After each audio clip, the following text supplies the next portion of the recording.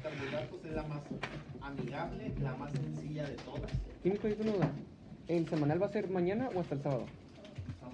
Semanal hasta el sábado, que sería la gestión de agua y electrolitos y Las dos de hoy, ¿no? La de carbohidratos. Si alcanzamos a ver una introducción a lípidos, mañana la termino y mañana mismo continuamos con proteínas. A lo mejor nada más vendría una pequeña preguntas de proteínas. O sea, hoy nomás vamos a ver eso y la introducción a lípidos. Okay. Bueno, digestión a carbohidratos y faltan patologías. No sé si alcancé a ver digestión de lípidos, porque son 4 patologías que no están difíciles, obviamente. Capítulo 7, 15 y 19 del libro de Harvey, porque son 3 digestiones aquí. Okay. ¿Dónde comienza la digestión de carbohidratos? Bueno, en un adulto normal como nosotros, comienza en la boca. En los lípidos sí hay lipasa lingual, pero tiene muy mínima expresión. ¿Dónde tiene máxima expresión? En la lactancia. Los bebés, la lactancia materna, la leche materna tiene muchas grasas. Entonces, obviamente, ellos, como todavía no tienen un sistema digestivo tan activo, no comen sólidos, sus enzimas, por ejemplo, intestinales o pancreáticas, pues como no comen sólido, pues obviamente son más activas las salivales. Y en el caso de la renina para las proteínas.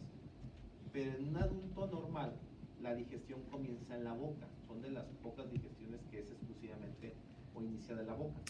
Acuérdense que hay una digestión mecánica, que es el proceso de la masticación, de la lubricación, de la liberación de las saliva por las glándulas salivales y liberar lo que es el alfa-amilasa salival. Acuérdense que el alfa-amilasa salival pues es la que hidroliza los enlaces glucosídicos de los carbohidratos, de los almidones, sobre todo de cadenas muy largas. Y recuerden que ahí les puse entre paréntesis, la amilasa salival también se le conoce como tialina, PT-tialina. Así también se le escribe, se le nombra, perdón, a la amilasa salival. Y dice que es una endoenzima. ¿Por qué endoenzima? Porque corta por los lados. ¿Sí? Ahorita va más adelante, vamos a ver cuando se corta por el medio, ¿sí? Cuando se corta por el medio, que son endo, y exo es por los extremos. Entonces, cuando estamos hablando de endo, cortan por el medio, y cuando hablamos por exo, cortan por los extremos. Entonces, es una enzima que corta por el medio, ¿sí? Estamos hablando que son cadenas pues largas, los almidones, más de 10 monosacáridos. Y hidroliza los enlaces alfa 1,4. Eso ya se miró en bioquímica 1, el enlace alfa 1,4. Miren, hay alfa 1,6 y alfa 1,4. Los alfa-amilasa salival no rompen las cadenas alfa 1,6, más que los alfa 1,4. ¿Por qué alfa 1,4? Carbono 1, 2, 3, 4. Y aquí es el 1, entonces es 1,4. Entonces aquí es una endoenzima, porque empieza a cortar por el medio, es a lo que se refiere con la amilasa salival. ¿Sí? ¿Y en qué los convierte? En oligosacáridos. El oligosacárido viene siendo una molécula que queda de 3 a 8 monosacáridos aproximadamente. ¿Okay? Entonces, ¿qué es lo que sucede? Que por medio de esta digestión y masticación de 25 a 30 veces, lo que yo obtengo en la boca son oligosacáridos. No quedaron monosacáridos ni quedaron disacáridos, si se fijan. Quedó más la cantidad de oligosacáridos, de 3 hasta 8 monosacáridos unidos. Luego, acuérdense que el bolo se formó en la boca, pasa al estómago, bueno, por el medio de la peristalsis, del esófago hacia el estómago, por la peristalsis, y ahí se almacena y se queda un ratito los alimentos, aproximadamente 2 horas, y dice que el pH tiene que bajar de 3 hasta 1.5 por la activación de la bomba de hidrogeniones o de protones, estimulada por secretagogos. ¿Cuáles son los secretagogos que estarán activando la bomba de protones? Histamina, gastrina y acetilcolina. Muy bien. Por la peristalsis. Entonces ellos son los que estimulan la activación de la bomba de protones. Dice, y esto inactiva la amilasa salival. Ahora, cuando llega el bolo por el pH. Cuando llega el alimento al estómago, ahí se tiene que inactivar la alfa-amilasa salivar. Acuérdense que qué pH tenía la alfa-amilasa salivar. A 7. Y tú vas a llegar a un pH de 1.5. La va a destruir, la va a desnaturalizar. Entonces hagan de cuenta que cuando llega el bolo, previo llegando al estómago se inactiva y ya no afecta al enzima. ¿Sí? Dice, pero libera al glucógeno asociado a proteínas, ¿verdad? Entonces también esto hace que pueda liberarse otro tipo de moléculas, ¿no? Muchas veces puede pedir algunos tipos de derivados en las proteínas, ¿no? En los alimentos. Paso 3. Entonces, número 1, digestión mecánica y activación y liberación de la alfa-amilasa salivar para convertir los poli en oligosacáridos. El paso 2 tiene que disminuir el pH hasta 1.5. Y el paso 3 dice paso del alimento al estómago, al duodeno. ¿En qué forma pasa? En forma de quimo, ¿verdad? Que obviamente ya sabemos que se tiene que ver secretado bicarbonato de sodio, ¿verdad? Una sustancia más alcalinizante. Entonces dice, el pH y los aminoácidos estimulan la liberación de la CCK. La CCK va a secretar el bicarbonato de sodio y la secretina que va a secretar el Bicarbonato. O sea, lo produce la CCK y la secretina no. Vaciamiento pancreático. ¿Para qué se hace vaciamiento pancreático? Para liberar las enzimas. ¿Qué enzima yo quiero liberar del páncreas en el intestino delgado? Amilasa pancreática.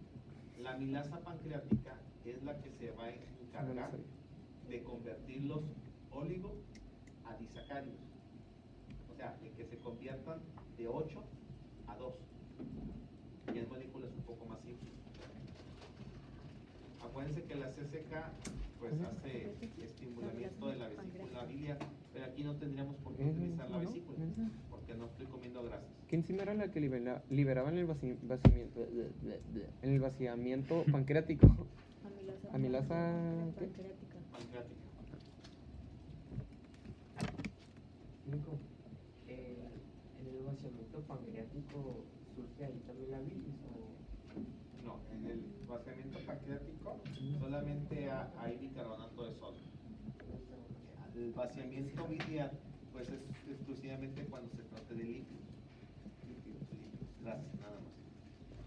Si tú estás comiendo carbohidratos, tienes que liberar la amilasa pancreática en el intestino delgado. La amilasa pancreática actúa en el intestino delgado, no actúa en el estómago. Entonces ahí lo que hace es romper los oligosacáridos en disacáridos. Oligosacáridos en disacáridos. ¿Cómo? Oligosacáridos a disacáridos. Y se hidroliza los poli y oligosacáridos en disacáridos y dextrinas a nivel intestinal. Ahora, ¿quiénes son las dextrinas? Pues las dextrinas son aquellas moléculas que no se pudieron romper sus enlaces alfa 1,6. ¿Se acuerdan que el 1,4 lo rompió la amilasa salival? Pero estaban pendientes los alfa 1,6. Esos alfa 1,6 se le conocen como dextrinas.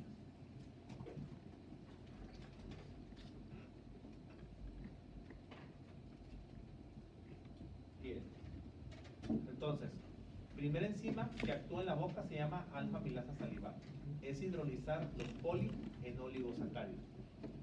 Llega al estómago, en forma de bolo, el alimento. Ahí lo único que hacemos es activar el ácido clorhídrico. Acuérdense que hay eliminación de bacterias. Independientemente de que te comes un carbohidrato, un líquido, una proteína, pueden venir contaminados. ¿Estamos de acuerdo? No necesariamente el ácido clorhídrico es para la pura digestión de proteínas. Lo que sí hace, sabemos que el ácido clorhídrico es desnaturalizar las proteínas, pero también recuerden que podemos eliminar bacterias. La amilasa pancreática, pues sabemos que también va a ser estimulada, bueno, va a ser estimulada más bien el páncreas por la CCK. La CCK nos va a permitir una estimulación también del páncreas, de la vesícula biliar. En este caso, ¿qué es lo que ocupamos? Bicarbonato de sodio. Arrojar una sustancia más alcalinizante hacia el intestino. ¿Por qué? Porque no hay va a miocina. pasar el bolo, perdón, va a pasar el quimo Quimo. del estómago al intestino delgado. No está recubierto por la mucina ahí. Entonces, ya tengo algunos oligosacáridos que actuaron las amilasas pancreáticas y que los convierte en disacáridos o en dextrinasas. Ahí es donde tengo que utilizar yo las enzimas intestinales a nivel de vellosidades intestinales. Ahí tengo una familia de enzimas que se llaman disacaridasas, que es la sacarasa, lactasa y maltasa, y también tenemos a la trealasa, por ejemplo. ¿Cuáles son las 5 enzimas del intestino delgado, duodeno y yeyuno? Por ejemplo, la isomaltasa. La isomaltasa rompe los enlaces alfa 1,6. ¿Se acuerdan que estaban pendientes los alfa 1,6? Ok. Y los convierte la isomaltasa en isomaltosa. La maltasa rompe los enlaces alfa 1,4 de la maltosa y maltotriosa. Acuérdense que cuando habla de maltotriosa quiere decir que son 3 monosacáridos. ¿Sí? Maltosa son 2 disacáridos. Este es un disacárido. ¿Sí? Maltasa. Y este es un natrioso. La sacarasa rompe a la sacarosa. ¿Y entonces en qué se irá a convertir la maltasa? O la maltosa y la maltotriosa, en moléculas de glucosa. ¿En qué se va a convertir la sacarosa por la sacarasa? En glucosa y fructosa. Y tenemos la lactasa, ¿sí? Que va a romper los enlaces beta, que son los cruzados, va a convertir la lactosa en glucosa y galactosa. Y si se fijan, tenemos la trealasa. Dice que esta rompe los enlaces alfa 1,1. ¿Sí saben dónde se encuentra esta enzima? Dice que igual se encuentra en el intestino, pero dice que rompe a la trealosa, que se encuentra en los champiñones. Si les gustan los champiñones tienen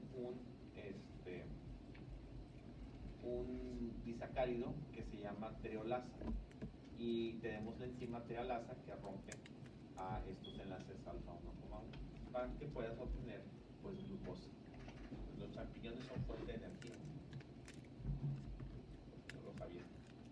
Entonces, esas son las 5 enzimas de la digestión de carbohidratos. Son 5 en el intestino, una del páncreas y una de las glándulas salivales. ¿Cuántas enzimas nos dan en total?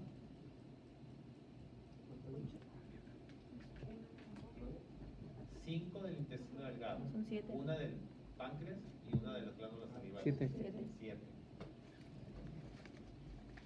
Ahora, ya que tengo yo los monosacáridos, ya tengo glucosa, fructosa y galactosa. Dice que debe de haber una absorción intestinal, que a muchos de ellos ya los vimos. Uno pueden ser, por ejemplo, glucosa y galactosa por el S-GLUT1, GLUT5 exclusivamente para fructosa. Independientemente, una vez que ya son absorbidos, ¿cómo van a pasar hacia el útero intestinal? Por el GLUT número 2. Entonces, el GLUT número 2 nos lleva hacia la vena porta. ¿Para qué? Para que puedan pasar al hígado o puedan seguir su trayecto hacia otro sitio, aunque un poquito más adelante vamos a ver.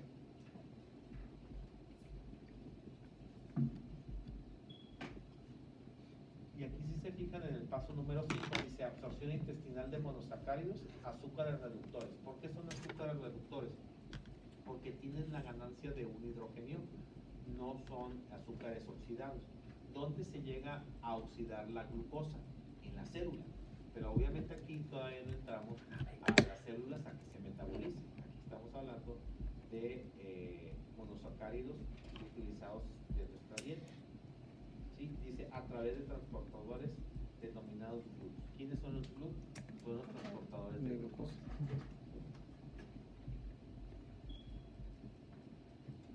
Miren, aquí están, si ustedes se fijan, los transportadores de glucosa.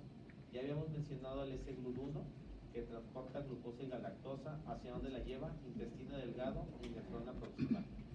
Y su función es absorción y reabsorción de Eso lo glucosa. hacemos. El S-GLUT2, que comúnmente no lo hablamos mucho, también transporta glucosa y galactosa, pero lo lleva a la nefrona proximal y también absorción y reabsorción de glucosa. El GLUT1, ¿dónde lleva la glucosa? Bueno, dice que lleva glucosa y galactosa a los eritrocitos. Ahí al eritrocito, ¿para qué lo lleva? A la glucosa, para hacer 2 rutas metabólicas, glucólisis o pentosa. Es lo que va a ir a hacer la glucosa al eritrocito. También a la barrera hematoencefálica y placentaria, retina, astrocito y nefrón. ¿Sí? A todos estos sitios lleva la glucosa GLUT1.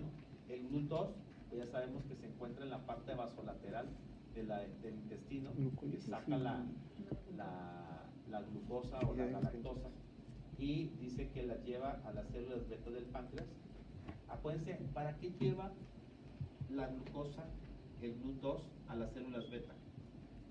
¿Para qué llevará la glucosa, el GLUT2? ¿Eh? ¿Para qué creen que va el GLUT2 y lleva la glucosa a las células beta? Pues se les deja hacer insulina, ¿no? Para que Sí. se active la insulina. El mejor estimulante de la insulina La son los glucosa. altos niveles de glucosa. Para eso lleva la glucosa. Ahora, pues obviamente también va a sus células, pero esa es la principal función. Luego tenemos el GLUT3. También algo bien importante. Dice que el GLUT2 sirve como sensor de glucosa en el páncreas para el transporte vasolateral del intestino y riñón. Pues obviamente, acuérdense que más rápidamente puede llegar a diferentes sitios, como lo es el páncreas, el hígado y el intestino. El GLUT3 lleva glucosa y galactosa hacia el cerebro, placenta, hígado, riñón y corazón. GLUT4, no se les olvide, dependiente de insulina, y lleva la glucosa al tejido muscular y tejido adiposo. Y número 5, pues transporta exclusivamente la fructosa. ¿Hacia dónde la lleva? Al intestino, que es Y yeyuno, un espermatozoide. a los espermatozoides para la gametogénesis, y riñón y células de la microglia, que estamos hablando desde el punto de vista neurológico. Y acuérdense que al hablar de GLUT, ¿qué son? Son proteínas. Químico, ¿qué son las células de la micro? A nivel neurológico. Tenemos, ¿mande? ¿Para qué son? Pues para algunas funciones, por ejemplo, del impulso nervioso, ¿sí? Para ese tipo de mecanismos más del sistema nervioso central, ¿verdad? Ahora, quiero que vean este mecanismo, fíjense bien. Nosotros habíamos mencionado que se ocupa de insulina para que la glucosa entre a las células. ¿A qué células? Pues de lo que es el tejido adiposo y el tejido muscular. Si no hay insulina, la glucosa no puede llegar a esos sitios. ¿Y por qué es bien importante que llegue la glucosa al tejido adiposo? Para formar síntesis de triglicéridos. Porque acuérdense que un ácido graso unido con un glicerol vas a formar triglicéridos y tengas una respuesta de almacenamiento energética. Y en el caso al tejido muscular, pues como combustible energético. Ahora fíjense bien qué es lo que pasa. La unión de la insulina al receptor específico de donde va a ir, hacia dónde va la insulina, tejido adiposo y tejido muscular. Entonces ahí dice que hay actividad de esta enzima que se llama la actividad de la quinasa. Esta es una proteína, ¿sí?, que va a hacer que pueda y tenga que estar fosforilada. Acuérdense que cuando están fosforiladas en estado de alimentación son más activas, y cuando están desfosforiladas en estado de ayuno son más activas. Entonces cuando está fosforilada una enzima, acuérdense que la insulina se activa en estado de alimentación para bajar los niveles de glucosa. Entonces se fijan, aquí dice que debe de haber una fosforilación. ¿Y quién se va a encargar de la fosforilación? Pues esta enzima. ¿Qué es lo que pasa? Que esta enzima, que se llama proteína quinasa, se le va a unir un grupo fosfato. Y esa unión del grupo fosfato a la proteína quinasa va a hacer que esto pueda permitirle la entrada a la glucosa. Pues quiere decir que hay una proteína a nivel de membrana que se llama proteína quinasa para que pueda pasar la glucosa al interior de la célula. Obviamente aquí, esto cómo sucedió por el mecanismo de unión de la insulina. La insulina, ¿sí?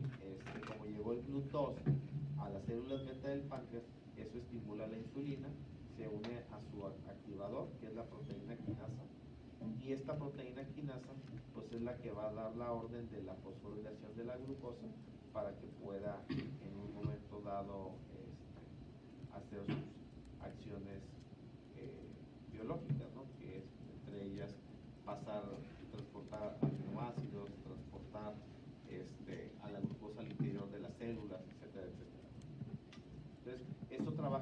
mecanismos celulares o mecanismos moleculares, ¿verdad? Porque la insulina tiene que ser reconocida. Si no es reconocida, pues no puede dar paso a la glucosa, ¿sí? Como es en el caso del tejido muscular y tejido adiposo. Y ahí, si se fijan, tenemos un poquito más desmenuzada la información. Dice, la insulina regula el metabolismo general de la glucosa, y dice, y el crecimiento y desarrollo celular. ¿Por qué crecimiento y desarrollo celular? Porque acuérdense que también da paso a los aminoácidos para que se puedan sintetizar las proteínas, y las proteínas pues son claves en el crecimiento y desarrollo celular. En el caso, punto número 2, estos tipos de receptores tienen un sitio de unión ligando hacia el espacio extracelular. Quiere decir que los receptores están por fuera de la célula, del tejido adiposo o del tejido muscular, y un sitio activo enzimático en la cara del citoplasma. La unión del ligando en la superficie del receptor produce una autofosforilación de residuos de tirosina. Quiere decir que la proteína quinasa está hecha a base de aminoácidos de tirosina, ¿sí? ¿Y para qué? Para que pueda en un momento dado pues mandar la señal de que pueda permitir el paso de la glucosa al interior de la célula. De otra manera, la glucosa no puede pasar, no puede atravesar la membrana celular si no se autofosforila, si no se manda la señal de que tiene que estar unida a un grupo fosfato a la proteína quinasa. Acuérdense que cuando son proteínas fosforiladas se deben de ser más activas, necesitan más rápidamente que entre la glucosa a la célula. Y aquí está. Ustedes saben del primer mensajero cuál es, pues la unión de la hormona que se llama insulina. La insulina viene del páncreas, pero acuérdense que tiene que actuar en el tejido adiposo y en el tejido muscular. Acuérdense que la insulina también, ¿qué hace en el cerebro, en el hipotálamo? Inhibe el hambre.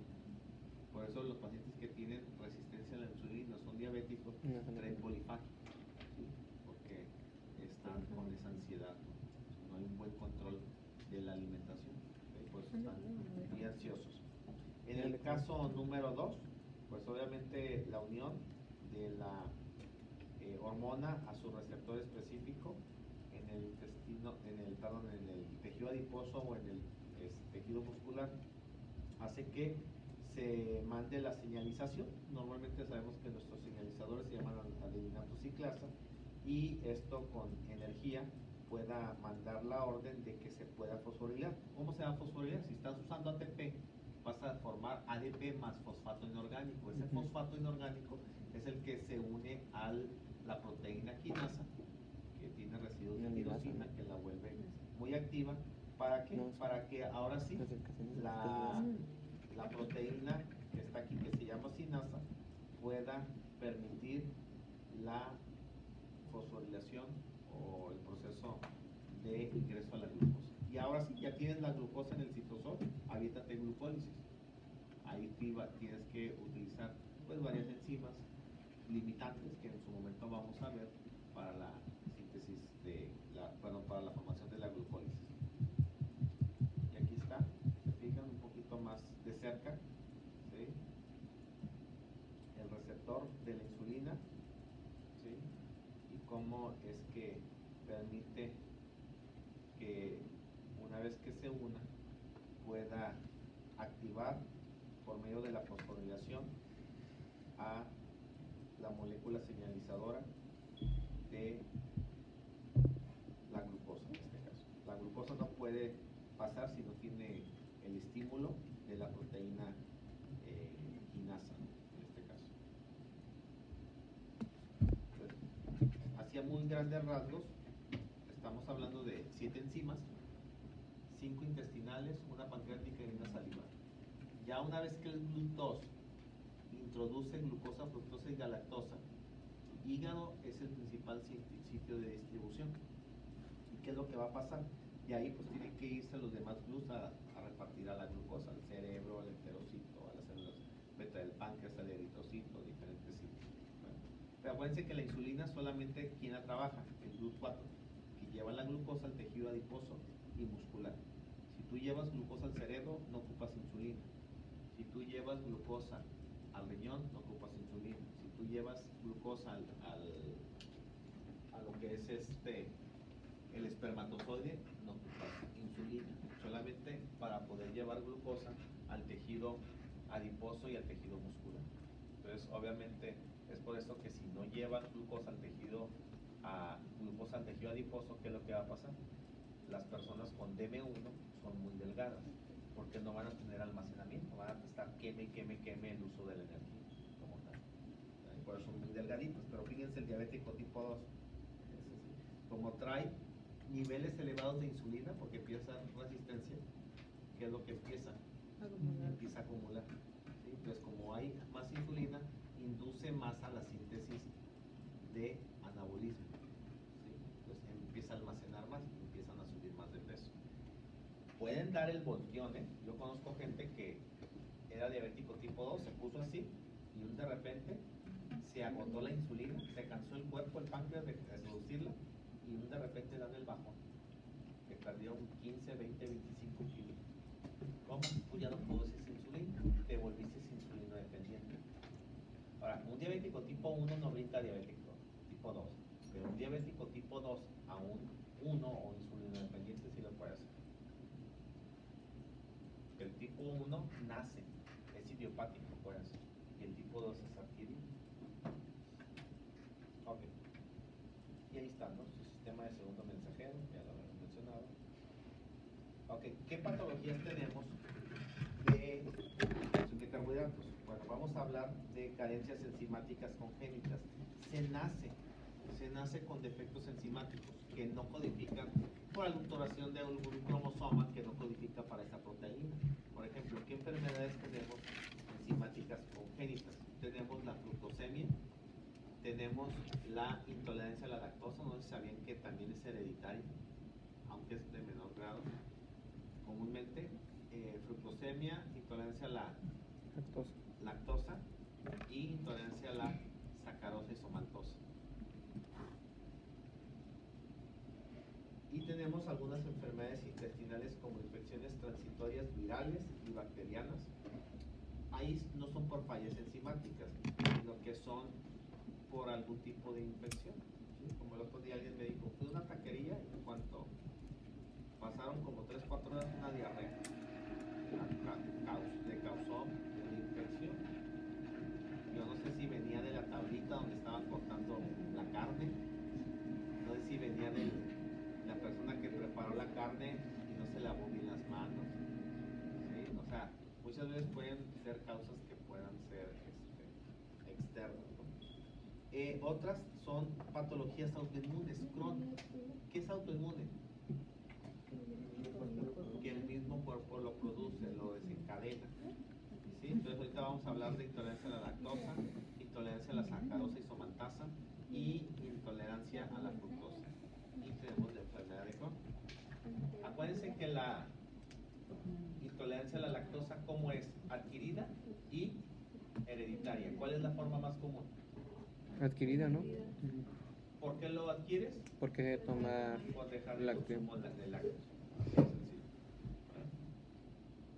Entonces vamos a ver cada una de ellas. Aquí no vienen las patologías, como aquí las tengo en otra presentación.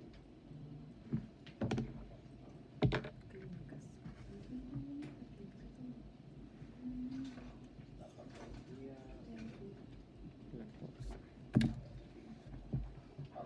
Miren, ahí les puse las 4 patologías.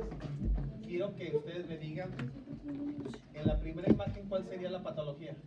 Intolerancia a la lactosa. ¿Y esta? A la fructosa. A la fructosa. A la fructosa.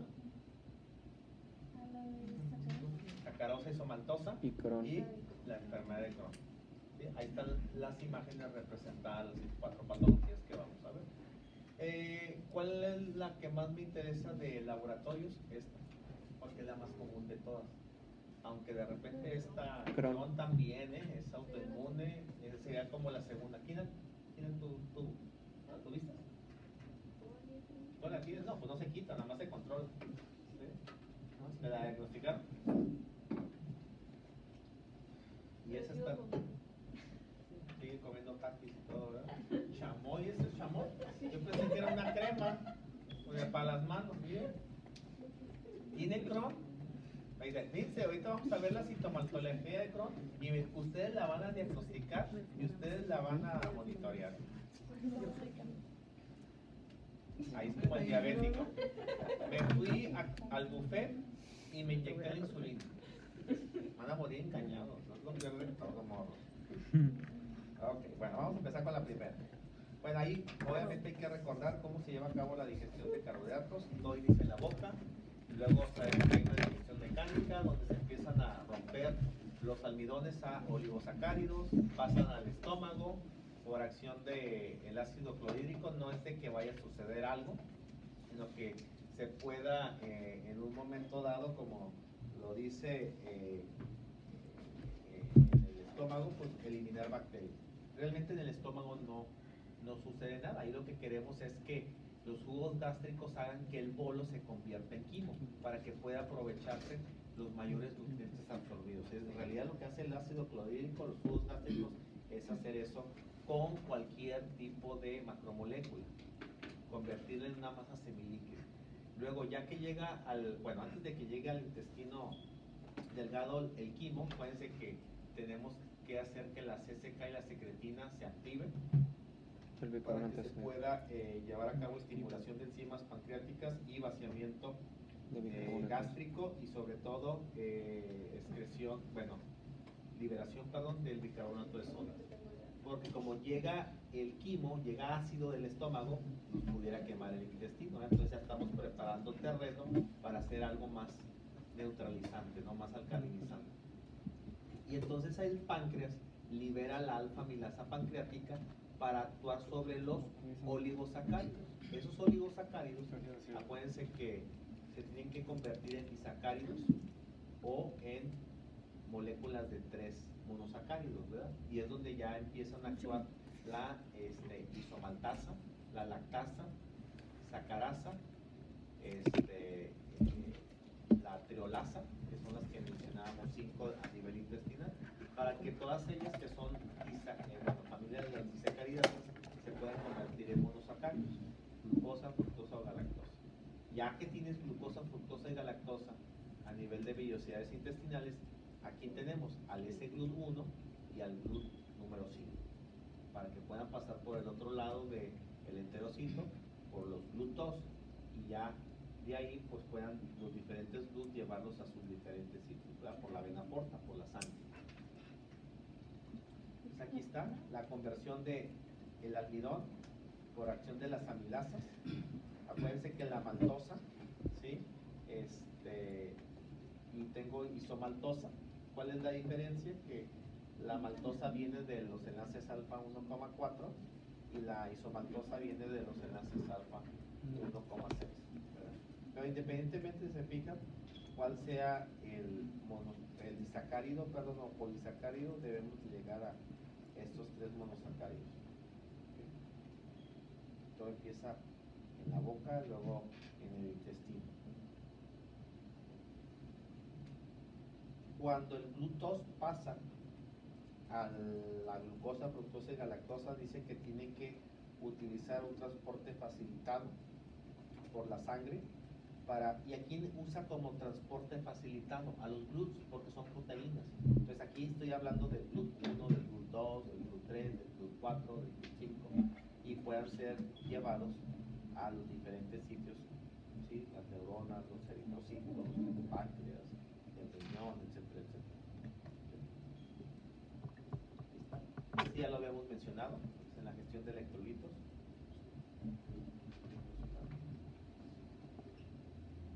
Okay. Y fíjense, los monosacáridos que ya son pasados del intestino por la vena porta hacia el hígado. Fíjense, ¿por qué van los monosacáridos al hígado? Porque el 60% de la glucosa se metaboliza ahí. 60% de la glucosa. Ahora, ¿se acuerdan que yo les mencioné que había 2 enzimas de la glucólisis? Una que se llama hexoquinasa y glucosinasa, una con KM baja y otra KM alta. En el hígado existe la glucosinasa que tiene KM alta. A mayor KM, menor afinidad. Entonces, ¿qué ocupas? Mucho sustrato. ¿Cuál es el sustrato que se ocupa? Glucosa. Entonces, tú ocupas que más de la mitad se vaya la glucosa al hígado porque tienes una enzima grandes cantidades de sustrato. Por eso se va el 60% de la glucosa al hígado, porque tienes la primera enzima de la glucólisis con Km elevado y vas a ocupar grandes cantidades de este sustrato. Y ahí pues vas a poder hacer glucólisis, vas a poder metabolizar la glucosa, vas a poderla convertir en glucógeno para tu almacenamiento energético, vas a poder hacer pentosas, ¿verdad? Etcétera. Y bueno, ya el resto de los GLUTs, ¿no? Que se puedan. ¿Qué vías metabólicas podemos hacer aquí? Significa tanto en ayuno como alimentación, glucólisis aerobia y anaerobia. ¿Cuál es la diferencia de glucólisis aerobia y anaerobia? Que esta usa oxígeno y esta no usa oxígeno. ¿Cómo comienza la glucólisis? Así, en el citosol. Y de ahí pasamos a la mitocondria para usar la aerobia. ¿Con quién me conecta la glucólisis aerobia? ¿Con qué ruta metabólica? Glucógeno. La del RAB. Ciclo de Krebs. Te conecta cadena transportadora de electrones. ¿Por qué? Porque cadena transportadora de electrones y Krebs se llevan a cabo en la mitocondria con uso de oxígeno, ¿verdad? Glucogenogénesis pues se forma a partir de la glucosa y vía de las pentosas a partir también de la glucosa 6-fosfato. Gluconeogénesis pues esa sucede en ayuno, que es la degradación de formación de nueva glucosa, y glucogenólisis pues la degradación de glucosa, que ya lo habíamos mencionado. Aquí están rutas metabólicas. Estas son alimentación, alimentación, ayuno y ayuno. Ok, vamos a ver la primera patología. Intolerancia a la lactosa. La mayoría de las personas que tienen este padecimiento por lo regular es adquirido, no es hereditario, pero hay gente que sí nace con el padecimiento. Esto es una afección de la mucosa intestinal que obviamente irrita mucho lo que es la parte del intestino, de la mucosa, y hace que pues, el paciente presente diarrea. Vamos a ver un poquito de la clínica. Dice, es la ausencia total o parcial de la enzima lactasa. No se metaboliza correctamente para que la lactosa se pueda convertir en glucosa y galactosa. Entonces, ¿qué se queda? Se queda como disacárido. La lactosa no puede convertirse en glucosa y galactosa por la ausencia parcial o total de la lactasa. Entonces, ¿hacia dónde creen que se vaya la lactosa? El disacárido. ¿A qué parte del cuerpo? ¿Qué órgano?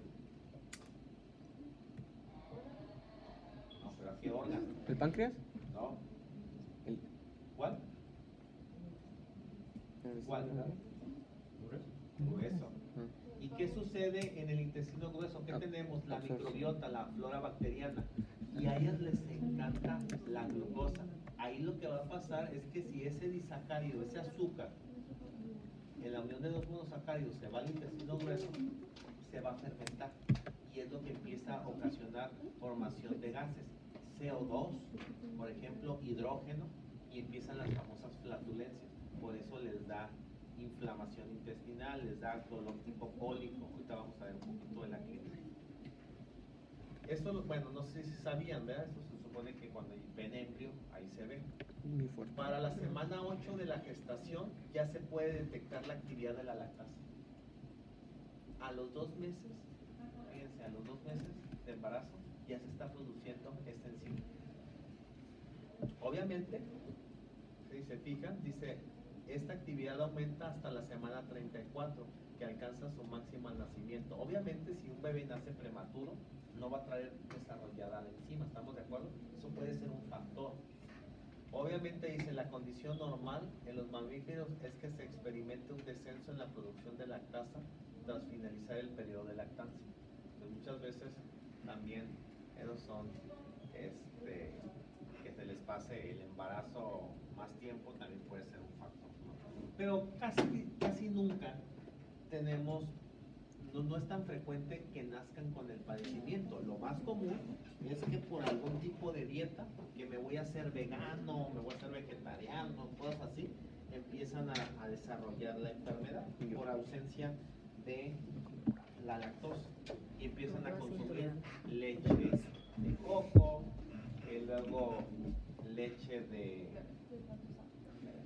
de almendra, y el otro día estaba viendo las leches, que otra vez me dice mi esposa, dice que recomendaron que la leche de coco que es mejor. Y estábamos viendo los porcentajes de contenido de coco, y teníamos un porcentaje de un 20%. Entonces digo, entonces, ¿qué tiene? Un chorro de otros tipos de ingredientes. Tenía 20% de coco, entonces ¿para qué te venden y te echan mentiras? No, ahí dice, pero dice que tiene coco, pero tiene poquito. ¿Sí? Es como decir, yo vendo alhajas de oro, no, está chapeado de oro, pero no estoy vendiendo oro. Y así es como te la venden. Mira, y obviamente vemos los ingredientes, ¿no?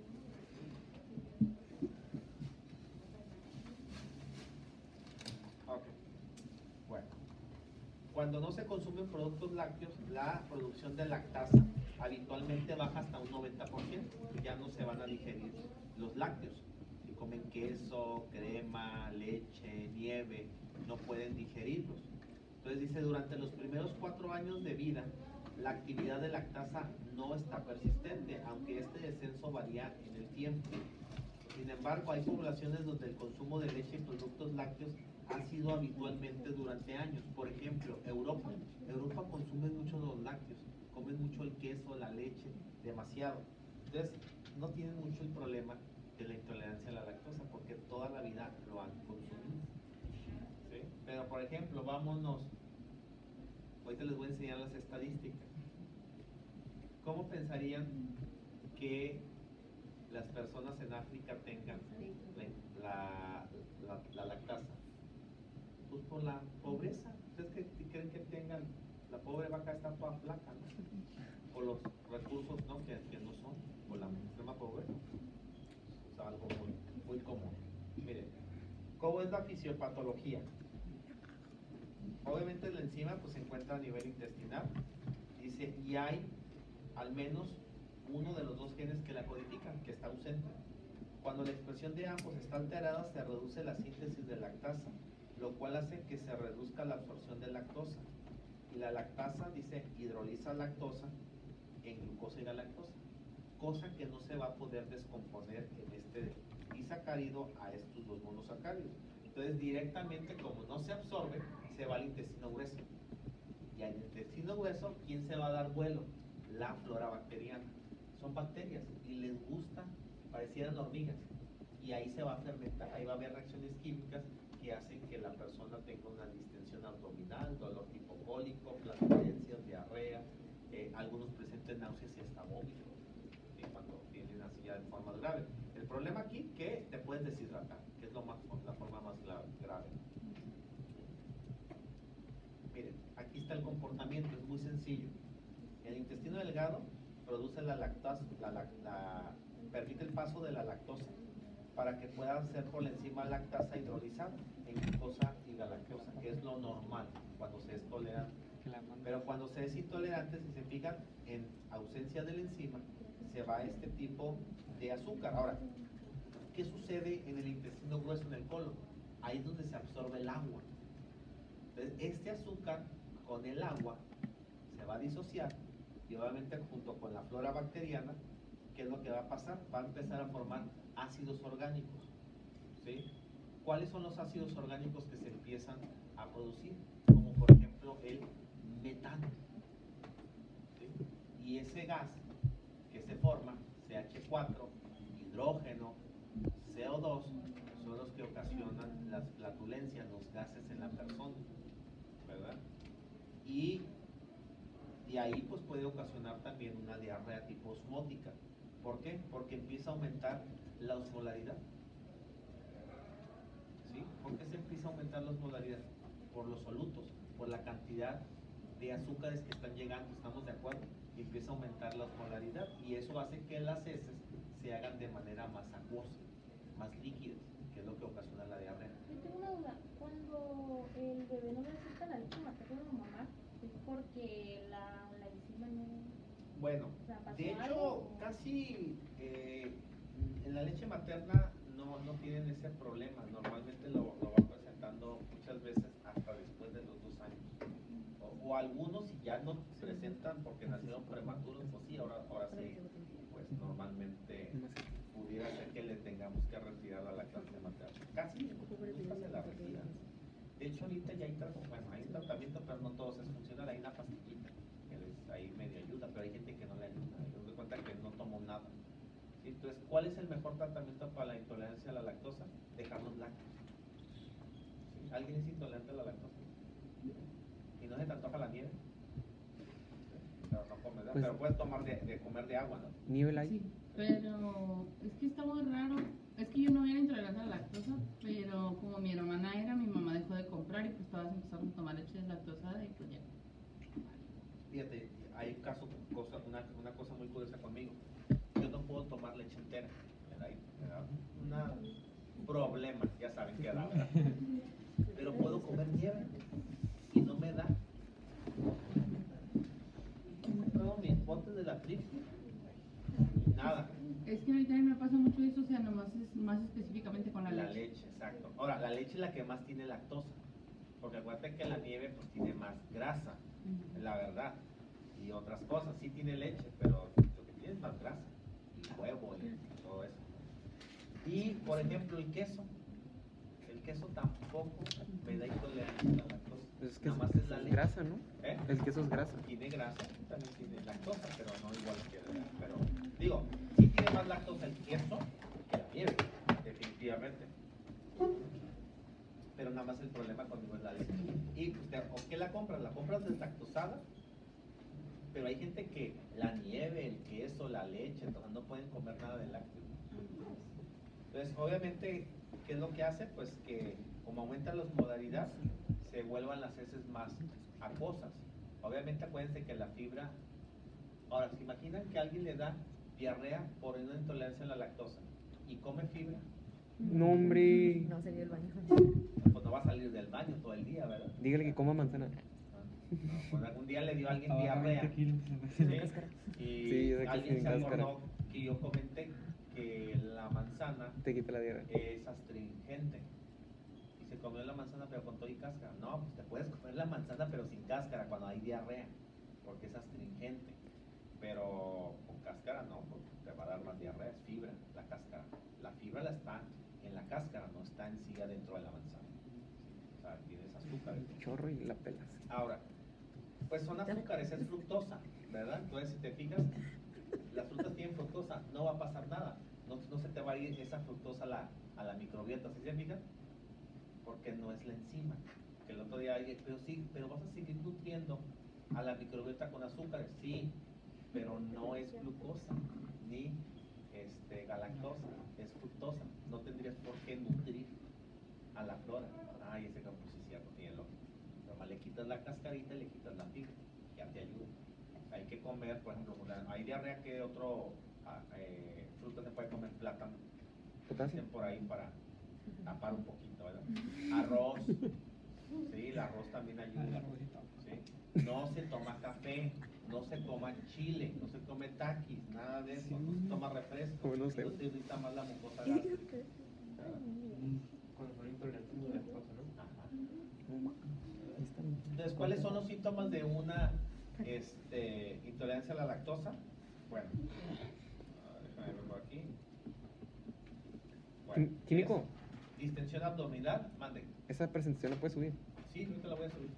Distensión abdominal o dolor tipo cólico, inflamación en el abdomen, flatulencias, diarrea. ¿Sí? Eso es lo que presentan. Y estos son los ácidos que se empiezan a formar: hidrógeno, metano y CO2. Y el problema de las flatulencias es que pues le puede ganar a la persona, ¿verdad?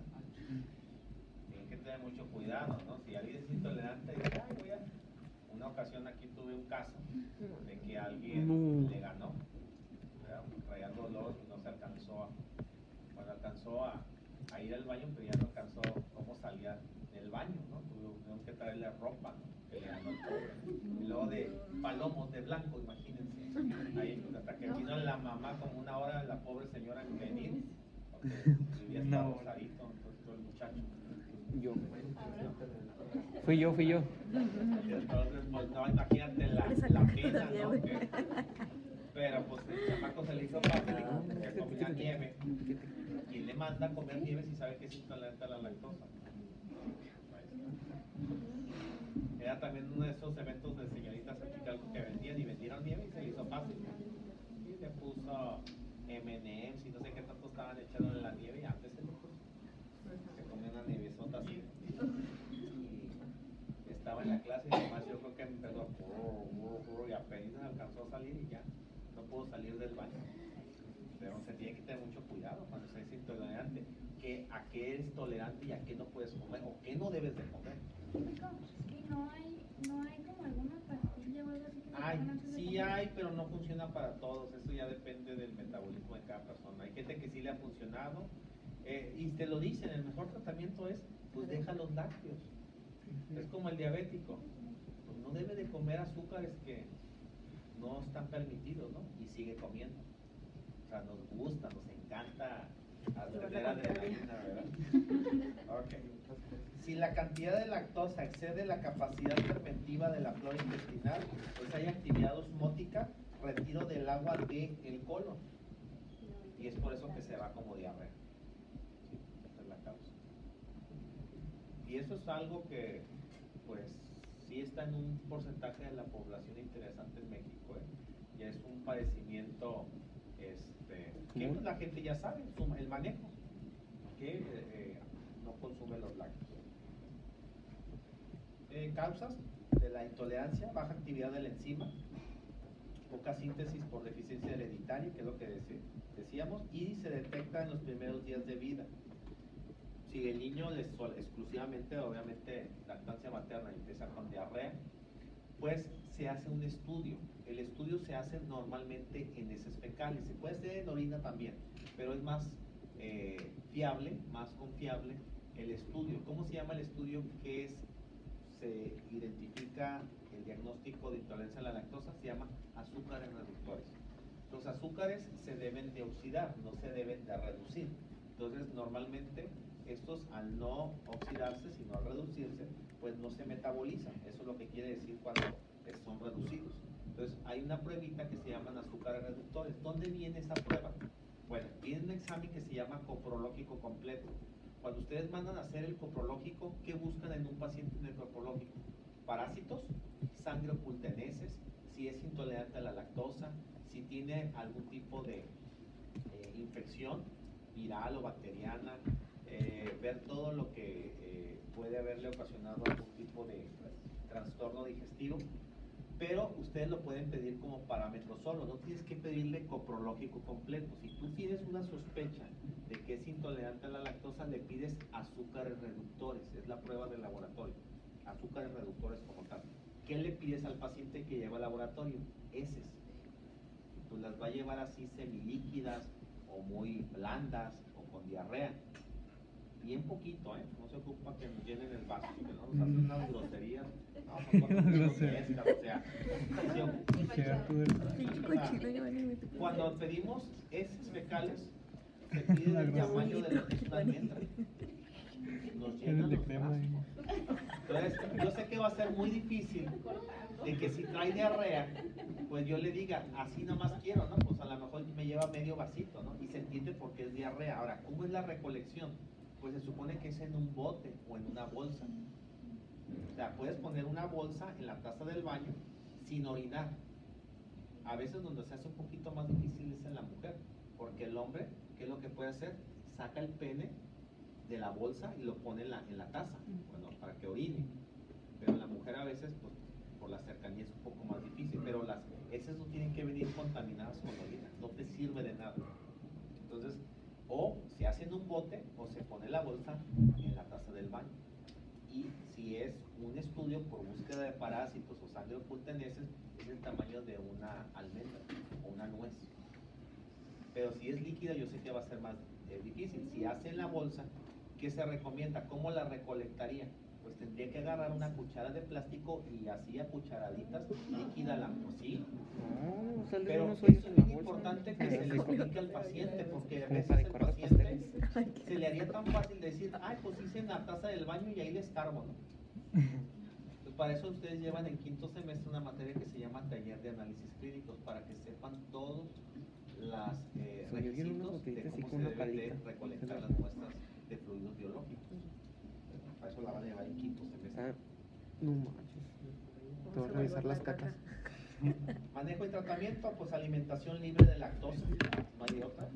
Uso de preparaciones comerciales de lactasa, es la pastillita que hoy se vende. Para algunos funciona, en algunos no. La gran mayoría no les funciona, la verdad. Cada persona puede determinar cuánta lactosa tolera. Es como yo les digo, yo no tolero la leche, pero puedo comer una nieve. ¿Sí? Puedo ir a la Dairy Queen, no pasa nada. Puedo irme al McDonald's. Yo tengo Y me Spencer. puedo- Ahora, si yo me llego a tomar una malteada, ahí sí, ya dices, híjole, no, creo que no, o Pepto, ¿no? O sea, tienes que tener mucho cuidado. Por eso cada quien sabe manejar, ¿verdad? Y obviamente, pues si tú tienes un buen manejo de cómo debes de llevar una dieta, pues vas a tener menos flatulencias, ¿verdad? Dice, y tomar yogur o lactobacilos, eso te ayuda mucho a proteger tu microbiota, sobre todo por la diarrea. Ajá. O la enterogermina. El Yakult tiene el cochinero de 2 sellos, muchos azúcares.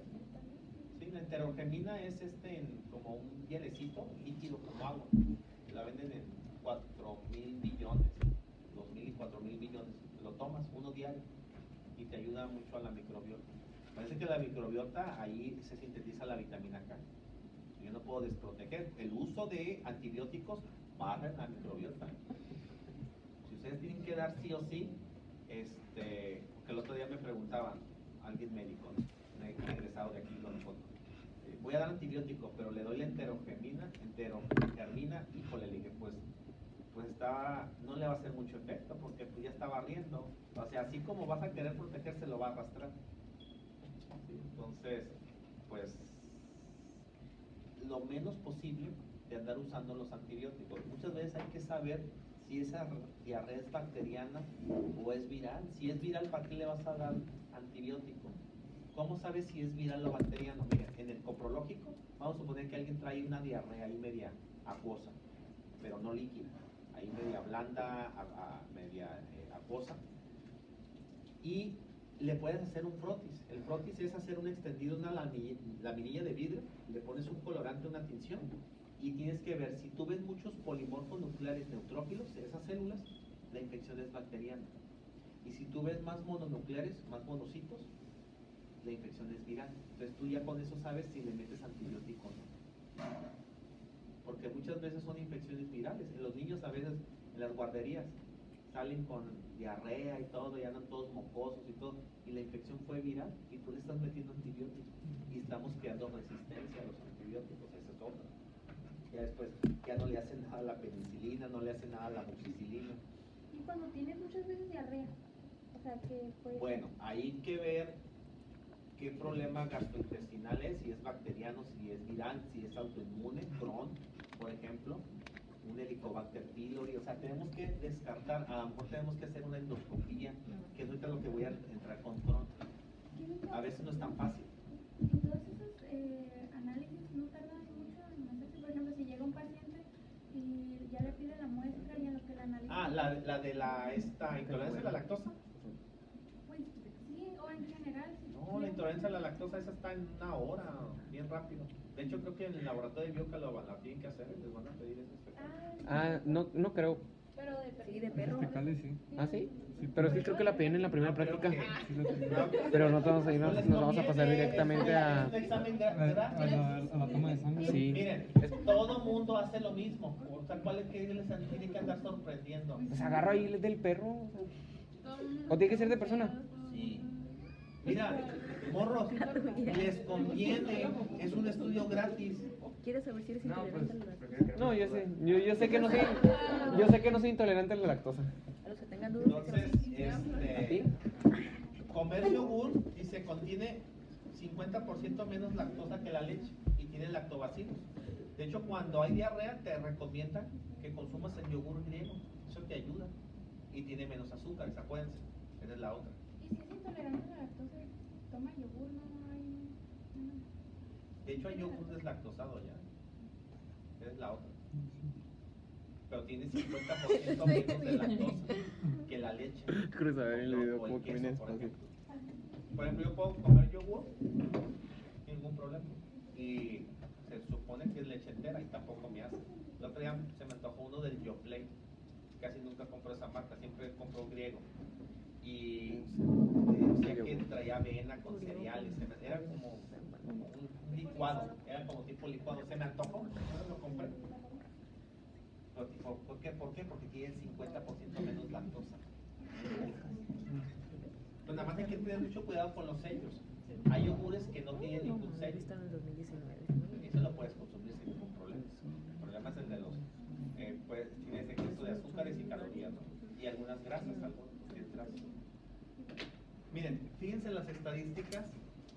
El caso de México tiene un 53% en su población de intolerancia a la lactosa. Caray, ¿dónde está México? ¿Sí? Pero si Ah, se ya lo vi. fijan, en el lado izquierdo, los países europeos es muy bajo, porque ellos están acostumbrados a consumir lácteos a todo lo que da. La Torre Vas Rusia a en Europa 81. y queso para todos lados, ¿eh? Sí, hay mucho, o sea, comen muchos lácteos. 78. Pero fíjense, ¿En Turquía 70-74? No manches. pues sí, porque son países pobres. China. Pues, China, oye, ¿dónde es? imagínate, ahorita con el ¿No está terremoto, China? ¿cómo han de haber quedado? En Asia. ¿Sí? Vietnam. Por ejemplo, No, Vietnam está, fíjense, Es el más África. alto, Vietnam. Vietnam está horrible. África, 70-80%. Pues, Está peor cuando andan Vietnam. tomando leche. Me voy a comer un cereal porque los pobres no tienen medios económicos. Qué gacho, ¿no? O sea que, Cereal de hormigas. imagínate, ¿no? Tú llegas acá al rescate a ayudar a personas a África, ¿no? A ver, tómense su vaso de leche. No, hombre. Todo lleno de Está como chorro. el chiste muy malo y muy cruel que contaron. Que llega Santa Claus y dice, voy a repartir regalos a África. Y dice, niños, ¿ya comieron? No, pues no hay regalos, vámonos. No, ¿verdad? O sea, tenemos que saber que si los medios económicos, pues la persona no come, pues difícilmente pues va a tolerar. Y vamos a llegar con avena con los niños y una diarrea, me los voy a deshidratar. ¿Estamos de acuerdo? No, tengo que llevarles otro tipo de alimento porque no lo van a tolerar. Así llega a suceder. No me rayes. Prueba de laboratorio, así se hace la prueba de laboratorio. Se pone parte del reactivo, hay con pastillita, se puede poner, por ejemplo, aquí primero solución salina, se hace una pequeña muestra de heces, sale como un caldillo de heces, y luego le ponemos la tabletita. Si hay cambio en la coloración, si se fijan, este verde olivo a naranja es positivo. Si queda la coloración azul o verde bandera muy intenso, es negativa la prueba. Nada más se reporta como negativo o positivo. Está la técnica de Benedict o está, como dice, también se puede hacer en orina, ¿no? O la ¿Eso es lo que tableta, leemos la en de la el laboratorio? pastillita. No se les olvide azúcar reductor. Una prueba rápida. Eso es lo Una que, hora máximo. lo queríamos en laboratorios. Está bien rápida la prueba.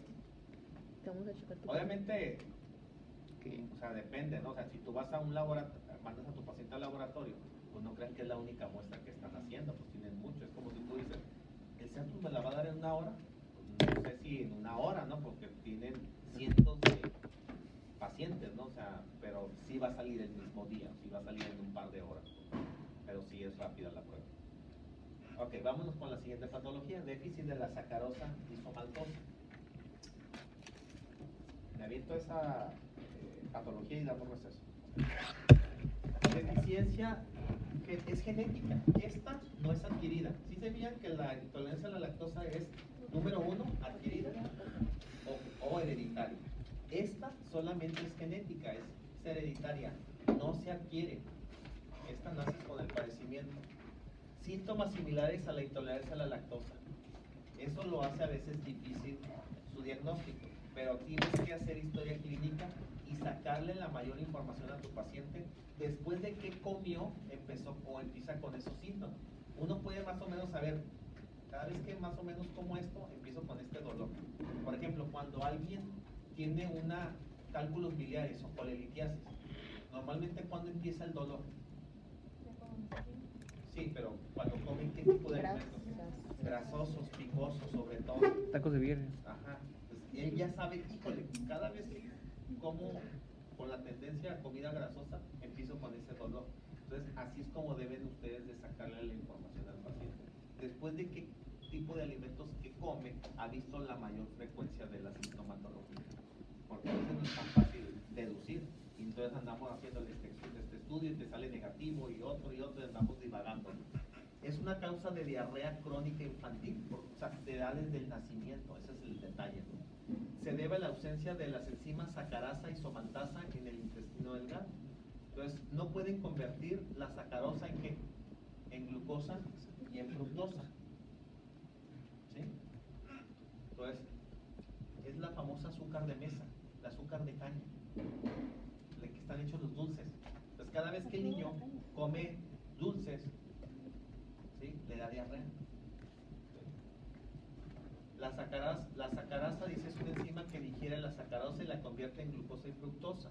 La isomaltasa digiere la isomaltosa produciendo 2 moléculas de glucosa. Entonces no tolera nada lo que sea glucosa o el disacárido sacarosa. Yo conozco, bueno, ya está el chamaquito, el muchachito ya está como de unos 16 años, 17, y es hijo de unos conocidos. Él nació con este padecimiento, papá y mamá no lo tienen. Y yo me acuerdo que lo tuvieron que acostumbrar a ir a las piñatas. Pues lo llevan a las piñatas, pero no puede comer dulce, ¿te imaginas? A mí me gustaba ir a las piñatas porque me daba su bolsa de dulces. A mí te la regalo, me decía. Pero él estaba ya como bien entrenado, bien mentalizado que, ¿no? Y un día yo así bien acá bien gacho. ¿Quieres una paleta? No, no puedo. Me muero, me dice. Tenía como 5 años. A la vez, pues, ¿qué le quiero? Bueno, yo no sé cómo lo manejaron ahí, su papá es médico, ¿no? No sé qué le hizo de coco wash, ¿no? Pero él ya estaba acostumbrado y para él en la escuela no le era problema, pero no puede. Entonces él tiene que tener una dieta libre de sacarosa.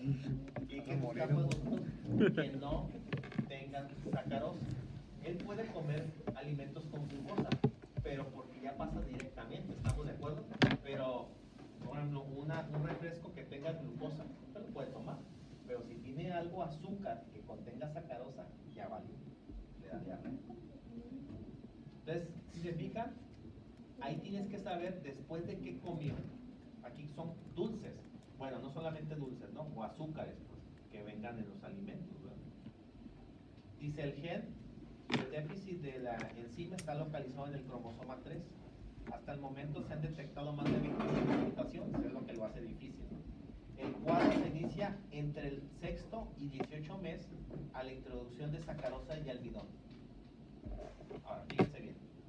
Ustedes saben que entre, bueno, los 6 meses a los 18 meses, muchas veces esa es la edad que ya les empezamos a introducir. Sobre todo, por los 6 meses no, pero al año ya les empezamos a dar dulces. Y le empezamos a regar. Si tú a un niño, tú lo acostumbras a darle dulces, él no va a saber qué es dulce. Si tú lo acostumbras a los puros dulces de las frutas, no va a haber ningún problema. Pero, ay, ya, cállate. Un día estaba en el IMSS y una señora sacó unas paletas payaso. Ay, ya, estás jodiendo.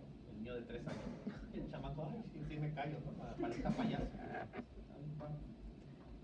Lo estamos acostumbrando. Y yo he visto, un día iba pasando por la clínica 1 y hasta me paré así como que casi le di reversa, no podía creer lo que había visto. El chamaco traía un biberón, trae coca. Se miraba muy obvio. Se miraba muy obvio el color, pues digo que iba a ser, era oscuro, era calorón, iba a estar tomando chocolate, ¿verdad? Hay mucha diferencia de chocolate y jugo de bueno, era coca, se le miraba que era coca, el biberón. ¿Qué es eso? O sea, fíjense cómo estamos nutriendo, ya lo estoy induciendo al azúcar. Eso se vuelve una adicción el azúcar, ¿eh? El azúcar es una adicción. Luego diabético. Sí, pues luego, ¿por qué traen ese sobrepeso, esa obesidad mórbida? Dice el doctor Patiño. ¿Sí? Ahora, fíjense bien. La clínica, inflamación y calambres abdominales, intolerancia a la sacarosa, gases, flatulencias, espasmos estomacales, vómitos, náuseas, diarreas. Ahora, fíjense bien. Aquí, algo diferente al otro, que es dolor de cabeza. Y fíjense, hipoglucemia. Si se fijan que la intolerancia a la lactosa no hay hipoglucemia. Aquí, ¿por qué? Porque no puede obtener la glucosa de la sacarosa, ¿estamos de acuerdo? Entonces, como no come azúcares o deja de comer los azúcares, puede tener hipoglucemia. Obviamente que puede tener ansiedad, taquicardia, arritmias e inquietud por la falta de energía, sobre todo. Es lo único que lo hace diferente, la hipoglucemia.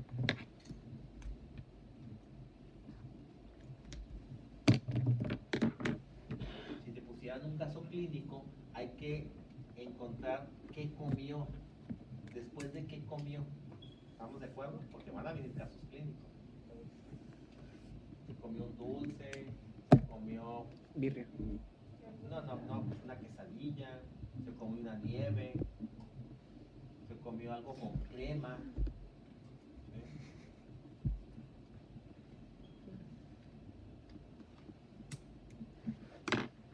Un día les puse un caso clínico que se había comido una ensalada de frutas con crema. Y se quedó intolerancia a la lactosa, fructosemia o intolerancia a la sacarosa, pero con la pura clínica que tienes que guiar. En algunos no ¿Y debe qué de es haber entonces? hipoglucemia, en algunos sí, entonces ya así fue. Si come un dulce, es déficit de sacarosa somaltosa. Con crema o Pero si no te da, Sí, si no te da dolor de cabeza y no tiene hipoglucemia, Ajá, la clínica tiene que ser dolor de cabeza y hipoglucemia para que sea. Para que sea Y los otros, y la deficiencia de la lactosa, pues es chorro. Y fue después de comer, no sé, un yogur o algo así. ¿Cómo le puede nivelar la bajada de azúcar? O sea, Obviamente tú puedes en un momento dado, si se le bajó mucho los niveles de glucosa, le puedes Sí, la fruta poner tiene una azúcar, pero es solución azúcar, dextrosada, es más fisiológica para como que volátil, más rápidamente sencilla, levante. más simple. Tú puedes fisiológicamente intravenoso le metes solución fisiológica dextrosada, le metes glucosa.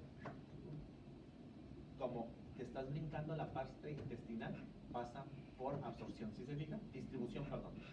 Te brincas a absorción, te vas directamente a distribución y ahora ya se levantó. Te tienes que asegurar que si le vas a dar algo con glucosa, pues no traiga sacarosa, que traiga la glucosa directamente, porque no va a digerir la sacarosa. Vamos a suponer que la coca traiga glucosa, no trae sacarosa, pero está hecho de azúcar, trae sacarosa, no pueden tomar coca. Ahí se PTT. Pues no le va a parar la diarrea, va a seguir la hipoglucemia. Prueba de laboratorio, se llama hidrólisis de la sacarosa, es muy parecido al anterior, nada más que aquí se usan unas gotitas de ácido clorhídrico.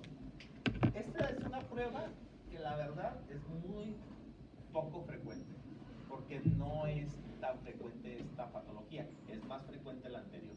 se llama reacción de hidrólisis. Ah, no, esa es la técnica, la de Félix.